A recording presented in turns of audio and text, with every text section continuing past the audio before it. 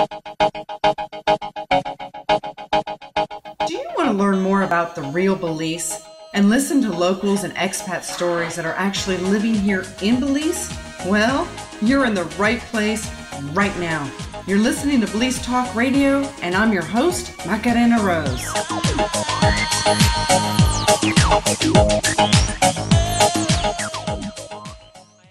Happy beautiful day to you from Belize, and you are listening to Belize Talk Radio. And so what are we going to talk about today? I think we talk about Belize as we always do. And, you know, there is an interesting thing that I've always believed, that when you educate people and you give them the information, then they have the freedom to make their own decisions and choices of what they believe. Well, there's something that I have been passionate about for a long time, because I've known about a company that has done a lot of really good things in Belize and has done great things for our community. So without sharing that with you, it's like I'm holding a secret from you, and I'm not going to do that anymore. So where are we today? Well, we are at Belize Natural Energy, and where are we actually? In the Spanish Lookout area, and we have Danielle Gutierrez with us. So welcome to the show today. Thank you, thank you. It's great to be on. It's awesome to have you on, and actually, I mean what I say about, there's a lot of times people don't know all the wonderful things that people do, and they judge or they preconceive things, and that's why we thought it was very special to come today and be with you. Yeah. So tell everybody else, the listeners, who are you? Well, first of all, thanks for having me on. I appreciate the opportunity to discuss with the listeners a little bit about BNE. My name is Danielle Gutierrez. I was born and raised in Belize, in the San Ignacio area, to be honest, so I haven't gone too far in life. But I work with the team at BNE that deals with the marketing of the oil. I work with the team that deals with communications and having people understand what we do. I also work with the Belize Natural Energy Charitable Trust that does the lion's share of the charitable work for Belize Natural Energy. And I work with the Belize Petroleum Association. I do a couple of other things for BNE. Just a couple. I mean, like, if that wasn't enough, right? I mean, that's quite a lot. I'm very lucky. It's never a dull day, and there's always something to do. Let's put it like that. But yes, over the last, I'd agree with you that we have been really good at not telling anybody some of the good things that we do. And so here I am to ask you all those good things, because I want people to know. You know what? It's like you used to do this wonderful show where we went and biography Belizeans' lives, that people really didn't know the wonderful things they were doing. It's like BNE to me. I think people deserve to know that. You know, people think of an oil company. Well, BNE is not that. Well, it's okay, maybe that's like the parent of it, but it has all of these beautiful, wonderful things that you will do. So that's why it was important to share that. Well, no, absolutely, absolutely. So, with your permission, I will tell you a little bit about BNE. You have my set the permission. background, and we can go from there. BNE really started operations in Belize in 2003. We got a production sharing agreement, which is a contract with the government of Belize in 2003. At that time, of course, the audience might or might not recall that there was virtually no oil and gas exploration going on in Belize. So we were a newcomer, you know, we were new to this. BNE basically, its parent company is International Natural Energy, which is a company with mostly Irish shareholders, but really their shareholders, 400 plus shareholders from all over the world. So we got our production sharing agreement in 2003. We started operations in 2005. On the 24th of June 2005 at 5:15 in the morning, oil was struck. Right, oil was struck at Michael Ocean #1. Yeah. Wow. It's fantastic, Macarena, because in the industry you have between 10 and 15 wildcat wells before you hit oil. Here is BNE, new company in this unspoiled area in Belize, hitting oil and gas on the very first well, unheard of. So we were very lucky. Let's start off by saying that. Belize is a very special place. It is an extremely special place, you know. So we found oil in 2005, and by 2006 we started the exportation process. Between then and now, you know, we've done a lot of things, way too much to cover in a short show, but I will summarize by saying that we've become, you know, we've hired hundreds of employees. We have about 200 plus employees now hired. We were as far up as 320 employees. That had to be scaled back because we did not get a license from the government of Belize. Renewed. We did not get it renewed. We have become the single largest taxpayer to the government of Belize. Wow. We have set aside in excess of $15 million to work in general education and social environment in Belize. We've done a lot of wonderful things, and like I said, where do we start? But certainly we've also, on the other side, we've been very, very careful to do things right. Because I can paint a rosy picture for you. I can tell you everything that's beautiful. But unless I do things right, it's not going to work. So we've spent a lot of time, we've spent a lot of money, and we've hired the right people, we've deployed the right material to do things right, to produce oil and gas in a responsible way. B&E is one of the only companies in Belize, and I say one of the only, although I do not know of another, but I could be wrong. So I'll say one of the only companies. You are so politically wonderfully correct. So the only one that I know of, to be honest, but we have adopted the IFC, the 8 performance standards of the International Financial Corporation for social and environmental management system. That means that we deal with our communities in a way that is fair. If somebody's chicken gets run over, that person will call in, and we're going to deal with that. We're going to send our people to training, or people understand that they don't drive around in Spanish Lookout on Sundays, because it is understood to be a day of rest in the community in which we work. We are, all of this on the social side. On the environmental side, we monitor for oil, we monitor for hydrocarbons in the air, we monitor for noise, and we send people to a battery of trainings in this regard. So, and I can go on and on and on, but the idea is that we have decided to invest time and effort in doing things right. And when you do things right, the word will get out there. Yes, we need to speak louder, and we can be accused of not speaking loud enough. And I will accept that. But we have invested our time in doing things right. And because you have done that is, to me, one of the reasons that B&E has been very successful in their staff, the people that work with them, that you retain people and you educate them. I mean, we're going to go into more of this, but this is a phenomenal thing worth sharing with the listeners, is that speaks volumes, because you really are only, as a company, as good as the people around you. Full stop. Absolutely. You can have the best equipment, you can have the best training, you can have the fanciest environment, but unless you have the right culture, you have nothing.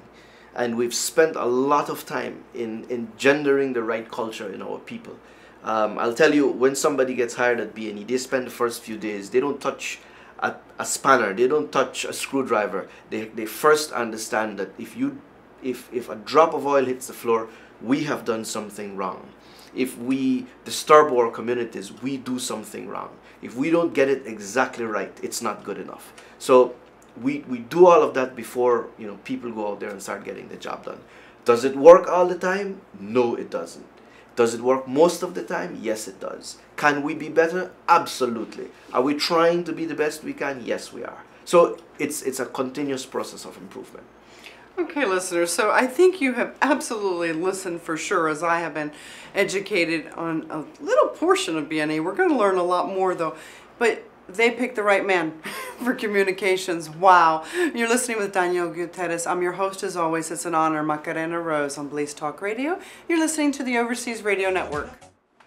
Welcome back, everybody, to Belize Talk Radio, and we are going to continue our conversation with Danielle Gutierrez, which I know you will agree is very entertaining, engaging, and wow, talking about oil, well, I would think that could be kind of boring, but not in this case. We get to talk with you. And so, okay, so B&E, this began in 2005. You found the oil. What, 5:15 in the morning? 5:15 in the morning is what we're told. I love That's morning. That's the story, and we're sticking by it. I love mornings. Yeah. But, to have that miracle happen, it's almost, there was a lot of exploration that happened in Belize way before that, and I had heard about that, and people said, oh, there's oil in Belize, maybe not, but you all found it on the first well, yeah, and at 5:15 in the morning. But to me, that's like a divine intervention, that you all were picked, this company was picked to actually, by the heavens, to find this. And from that, you all have continued to do amazing, great things in the community, including roads that I know that I could not even pass. Horse, yes, but with even my Mama Dukes, my four-wheel drive Hilux, that was rough and tough, and I couldn't get past these roads. So now we have roads in areas we couldn't before, and I know the community stuff. So I'd like you to share with us about the community stuff, because I don't know that a lot of people know about all of this stuff. Yeah, Macarena, you're exactly right. In the exploration period, we had to reach out to our communities because essentially you are drilling with the permission of the government of Belize and with the legal authority of the government of Belize, but with the moral authority of the people in whose backyards you operate. And it's very important to get it right. It's very important to go to them, tell them what you're doing, how you're doing it, what can affect them, what they should look out for, and it's very important to give them my home number so they can call you at 1 in the morning. And we did that, and people appreciate that. In the very, very beginning, we didn't do that, Macarena, and all did not go well. The Mennonite community, rightly so, had many questions that were unanswered. But as the years went by, and as we adopted the IFC standards for social and environmental management systems, we better understood that we need to serve our communities and that we operate with their moral authority. So then we started working closer with them. We started telling them what we're doing and how we're doing it. And it has transformed the relationship with our communities. Today, of course, we only operate at Spanish Lookout and in the Never Delay area. So we continue talking to those communities, but it's a bit different. In terms of what we do in the communities, where do I start? The Belize Natural Energy Charitable Trust kind of leads the way in that regard. And I want to be clear, the Belize Natural Energy Charitable Trust was established with the zeal of BNE, but really with the partnership of the government of Belize. And it's actually written in the production sharing agreement, whereby 1% of everything we produce off the top goes into this fund called the Belize Natural Energy Charitable Trust. And that is to be used for general education and the social environment for the country of Belize. And you have a separate entity called the BNE Trust that has 3 trustees appointed by the government of Belize and 3 trustees appointed by Belize Natural Energy Limited. And this entity comes together in Belmopan, and we do everything from building classrooms to building libraries. We provide student loans. There's way over $1 million in student loans through the credit unions all over the country of Belize. Wow. We have scholarships for at-risk urban youth. And I really can go on and on and on. We've worked in parks. One of the things that we're now looking at is empowerment funding. Perhaps the more colloquial term for that is microenterprise and microcredit. It's very important for us because BNE does not believe in giving people things. We believe in helping people help themselves. So we are big into credit, microcredit and student loans. We do some scholarships, but it's not the centerpiece of what we do. We prefer to help people help themselves. So really we can go on with a lot of the things that the BNE Trust does. It's a wonderful organization. It has done a lot and it will do a lot more. Unfortunately, the Spanish Lookout field has peaked and it's now in decline. So the amount of money that goes into the BNE Trust has declined as well. But we've been able to impact many, many thousands of Belizeans through the work we've done over the years.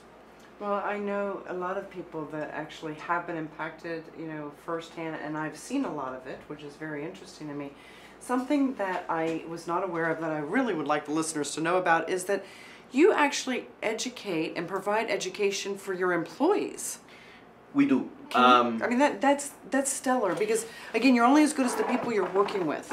And when you feel good about yourself and you feel good about where you work, I go to work and I love what I do because I get to help people. So that matters. So to have that education builds something up in people, and you all do that. We have to, Macarena, in a way. We feel we have to because, let's be frank, when we started operations, nobody in Belize, or very few people in Belize, really knew about oil and gas. Most of us at BNE knew very little, next to nothing about oil and gas. The only way to get from where we were then to 96% of the company being Belizean is to educate your people. And we've done the entire gamut. We do obviously the primary education, which we discussed off air slightly, and that is those team members who have not had the opportunity to complete their primary school education are brought in on Saturdays. We provide a teacher for them. We teach them, we go through the primary school curriculum, and the end game being that they sit their primary school examinations. We have had several sit their primary school examinations, and we're very proud of them. In fact, because of that program, BNE won the Get Energy Award in June of 2013 for excellence in training its employees. It's called Learning at the Core.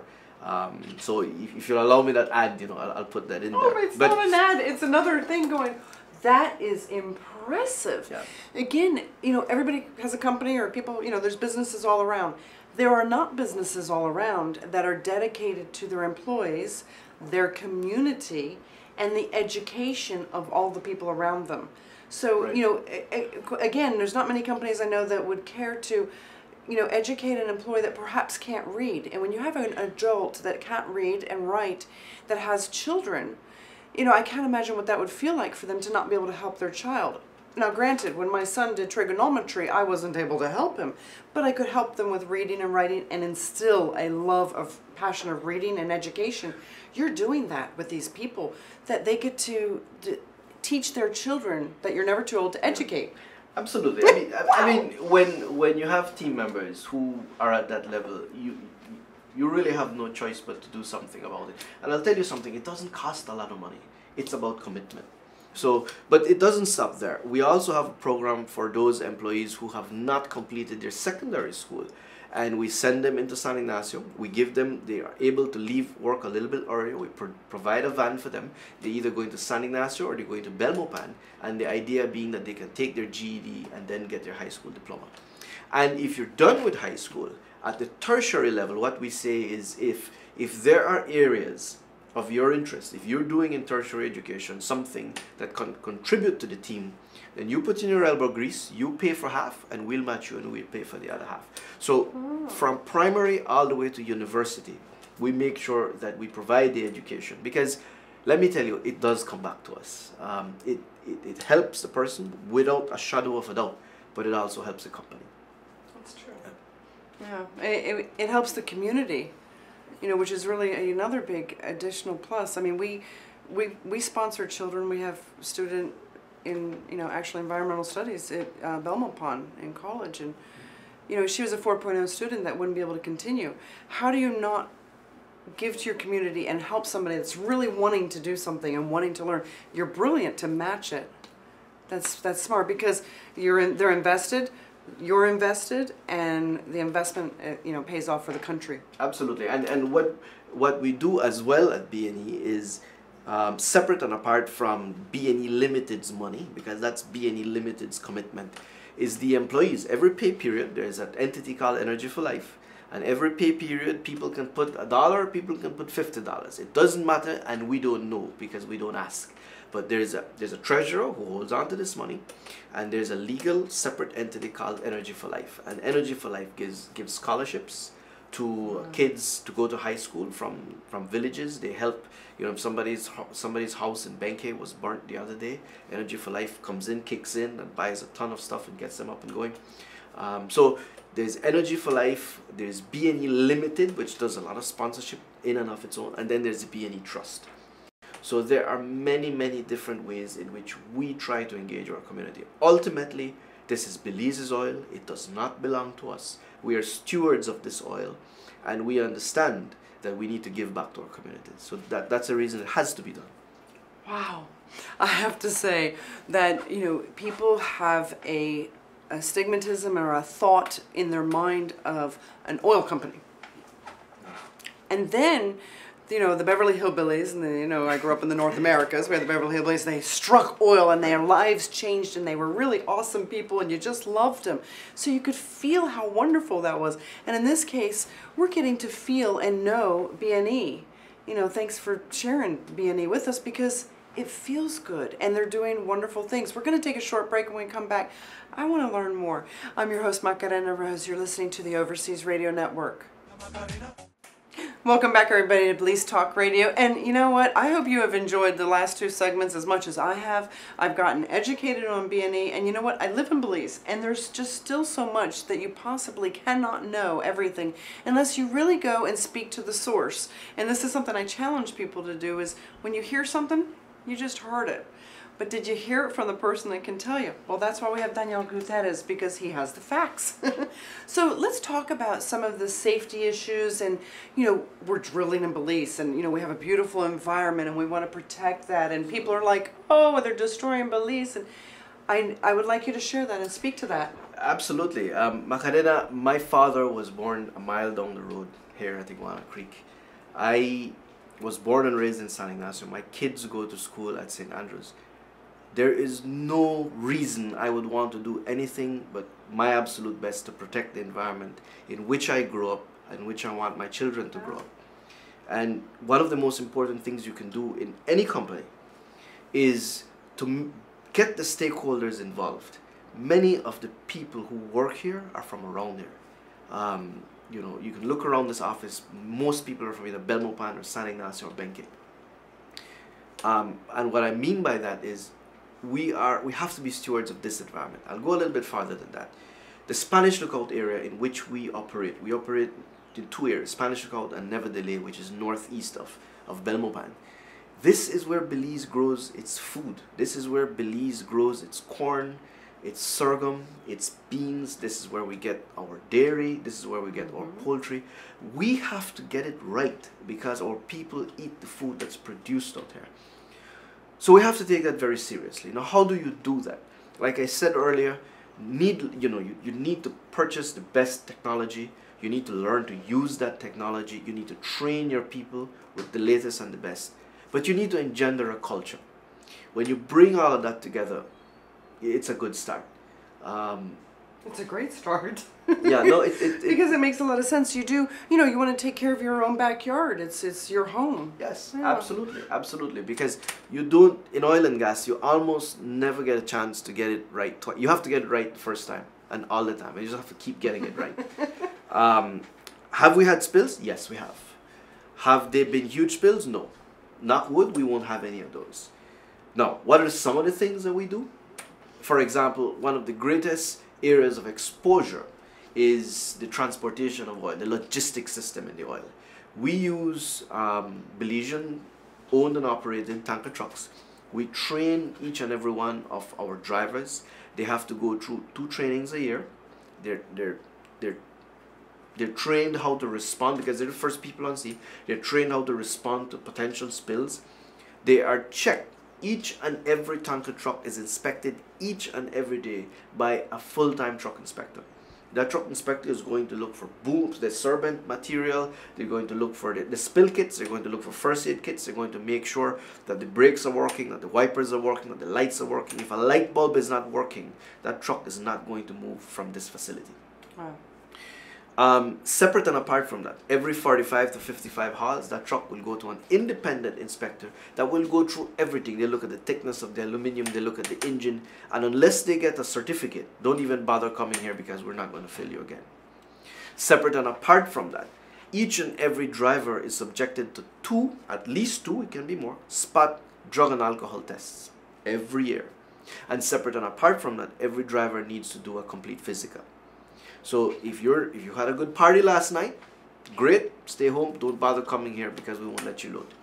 If you have a flu and you're on meds at no expense to your career, just stay home. No. Don't bother coming to work that day. Does all of this guarantee that we won't have a spill? No, it doesn't. But what it means is that we do our absolute best to mitigate against potential problems. When those trucks leave from our facility at Iguana Creek, they're tracked via satellite. Just like you see on TV, there are these big screens with these guys, Really? and they are literally tracking them through the hills. Oh, that's interesting. If they stop, we know. If they go over 45 miles an hour, we know. If they turn off the route, we know. Again, does all of this say that we can't have a problem? No.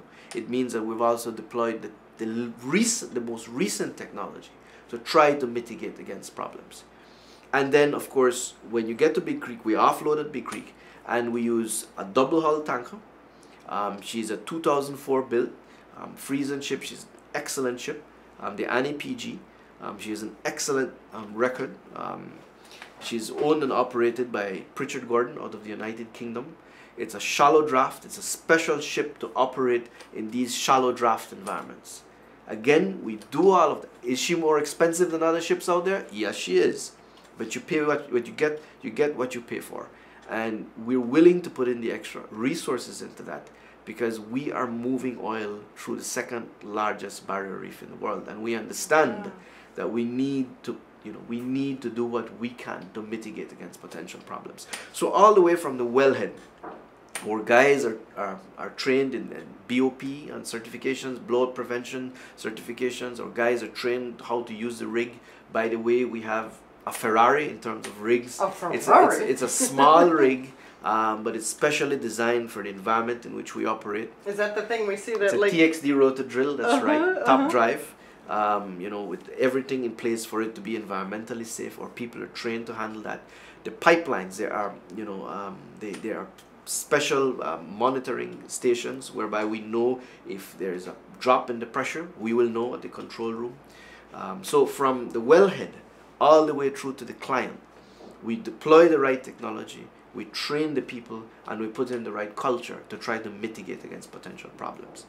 That does not guarantee that you will not have a problem, but it certainly lessens it a lot.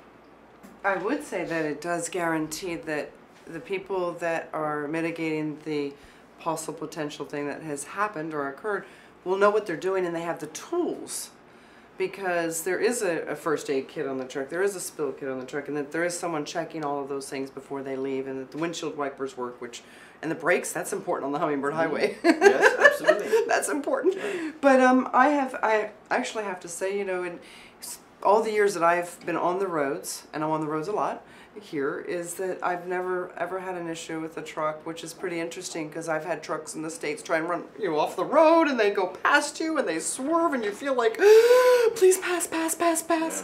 I haven't had that here. Yeah. So yeah. Give them a pat on the back for me. Be like, that Macarena lady, she says you guys drive well. Yeah. No, we have a good team, but we're never good enough, and we always need to improve. Wow, I think you all are very good.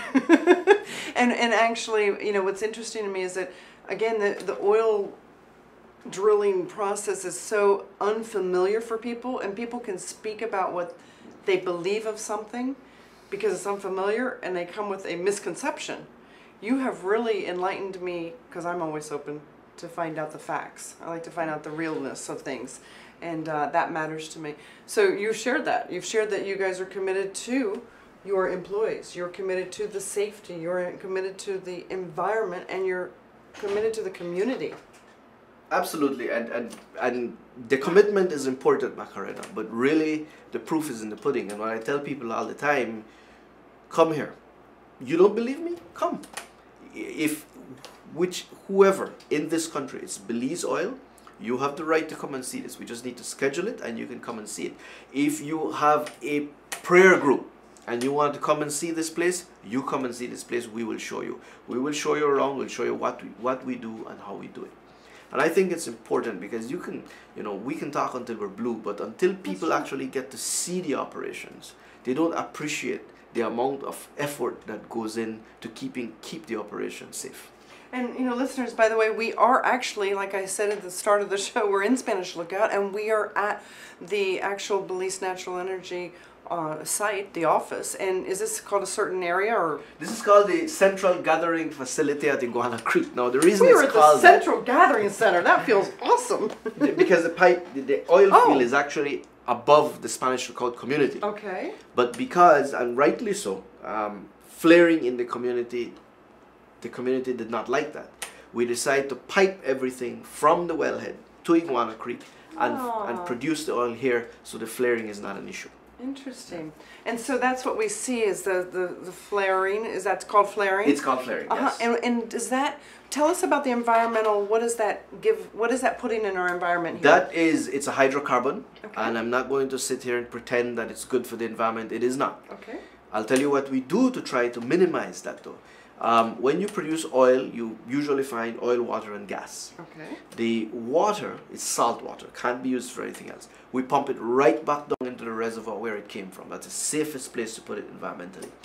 The oil, needless to say, is separated and then taken to market. The gas, most companies flare it off.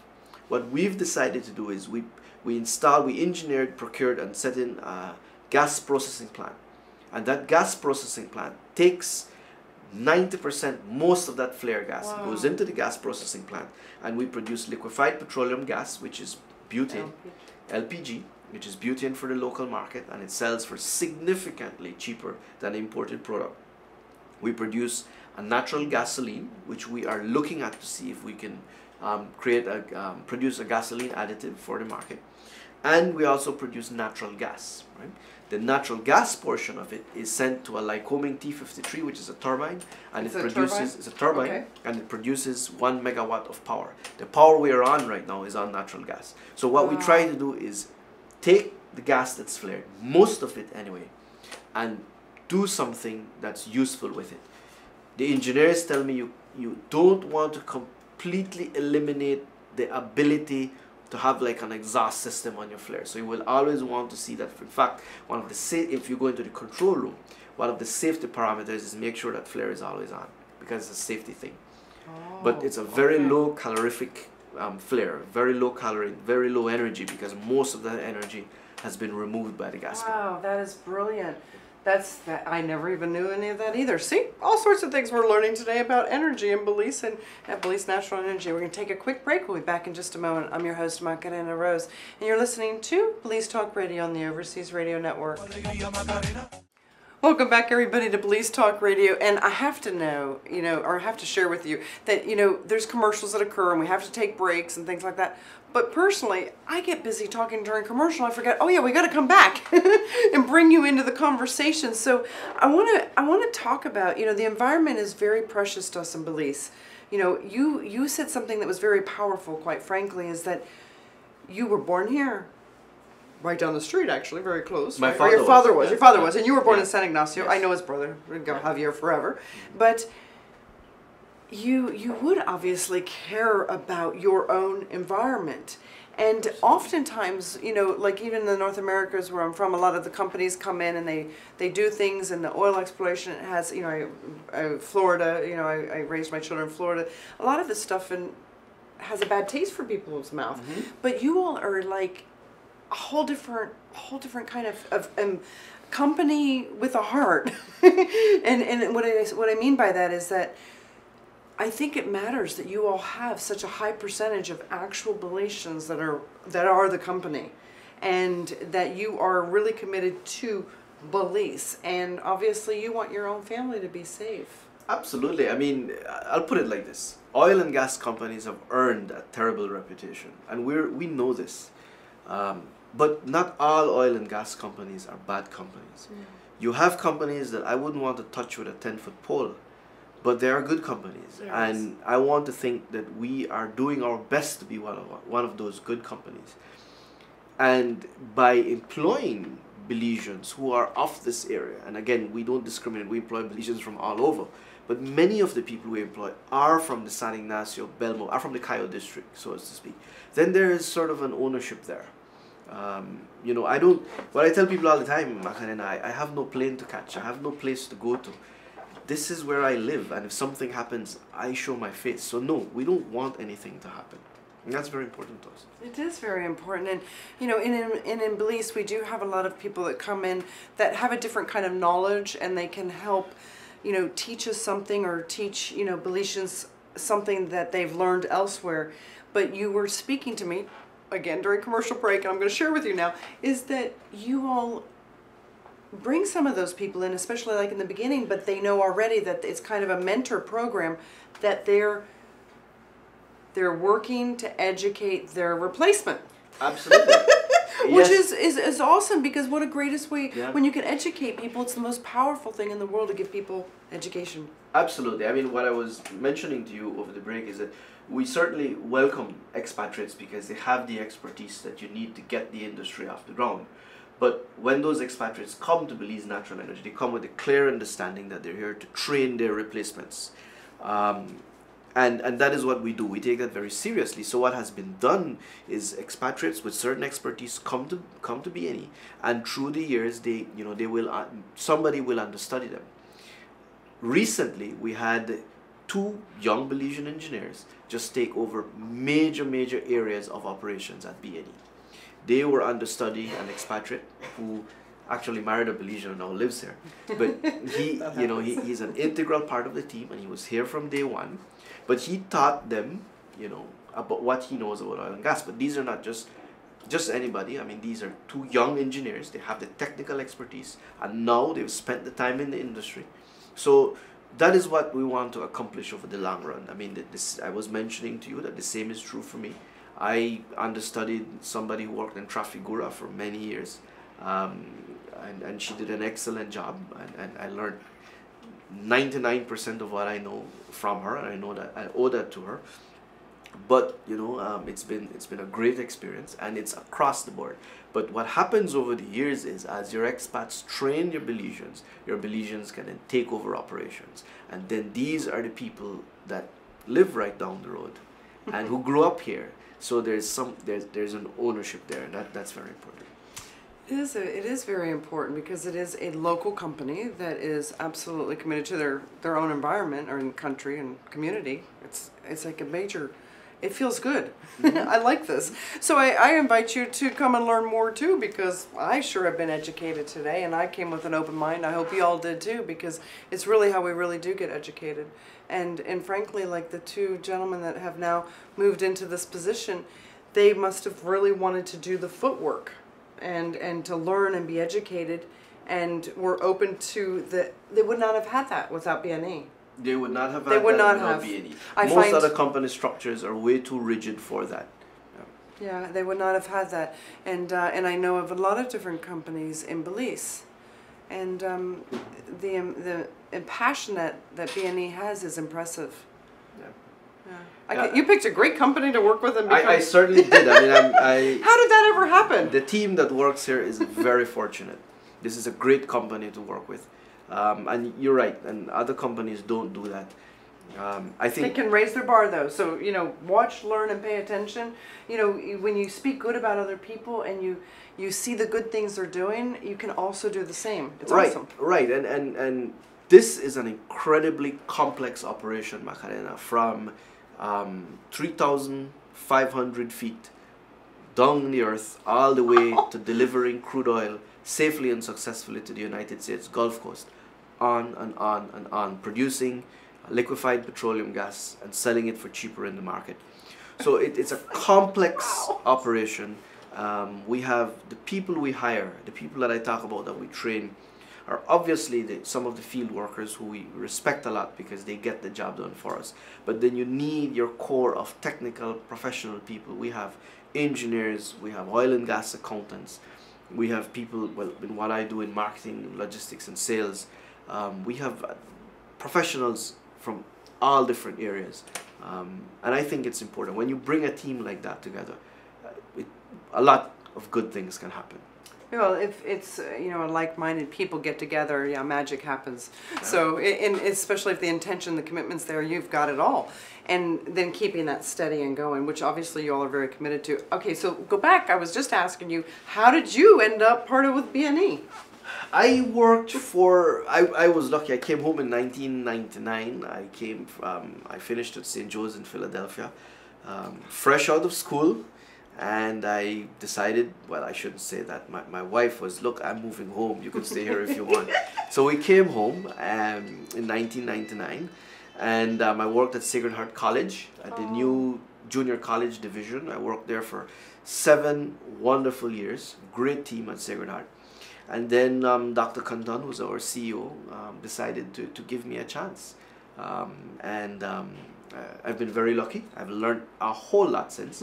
And I work with wonderful people, and I'm just very lucky to be in this team. And you know it. It's a beautiful thing. Yeah. Because when you have the gift of working with good people, it's not work.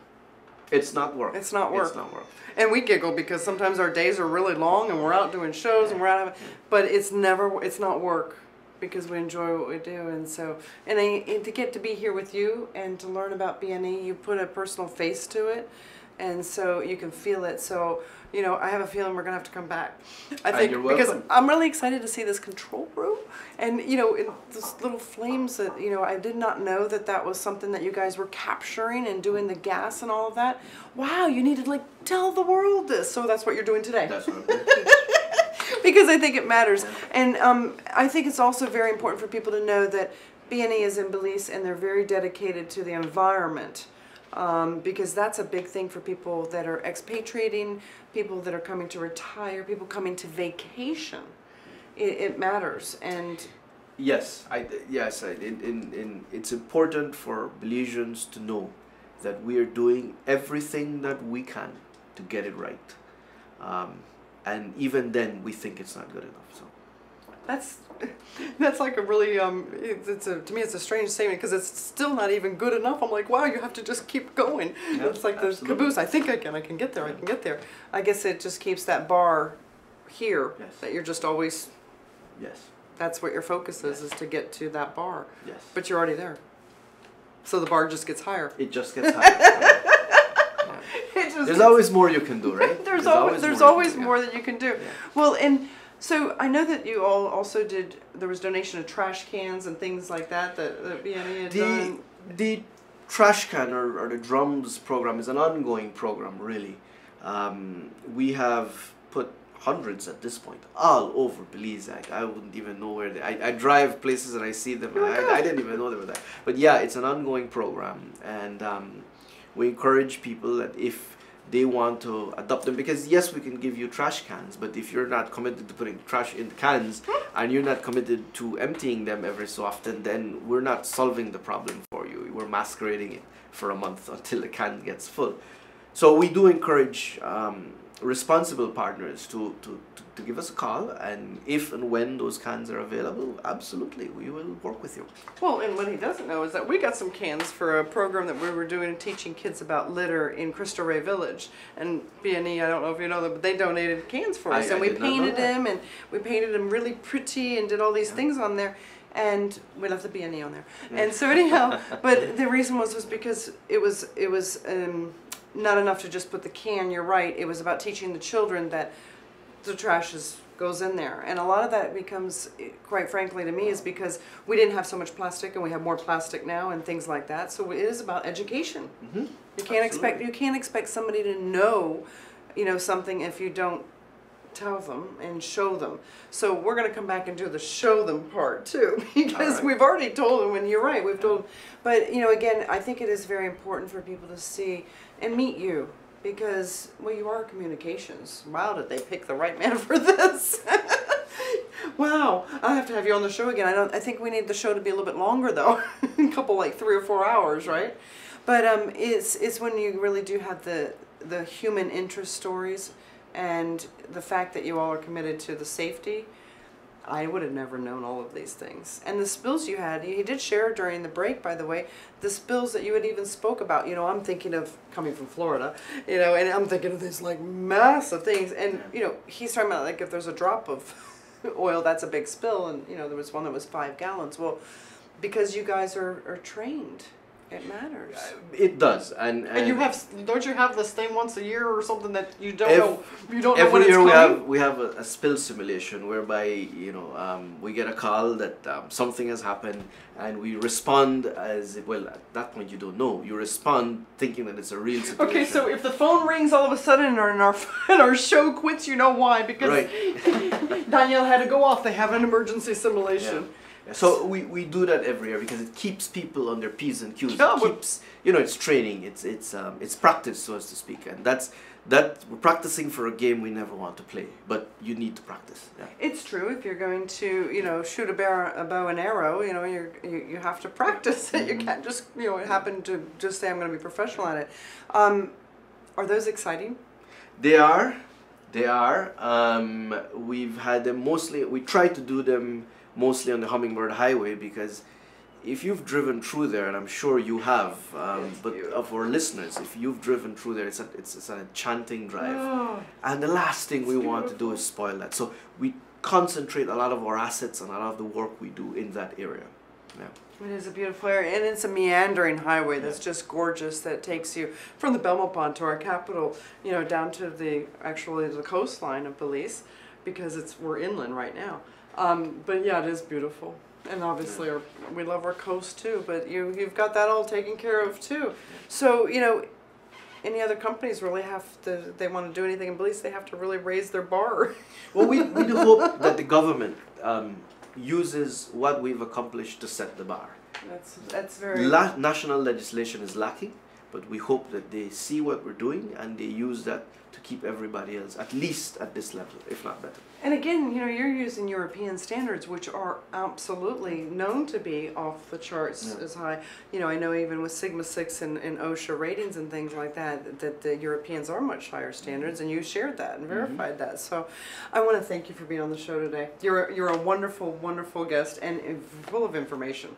And I want to thank you for having me. I mean, it's an honor and a pleasure for B&E and for myself to be with your audience. We'll do it again.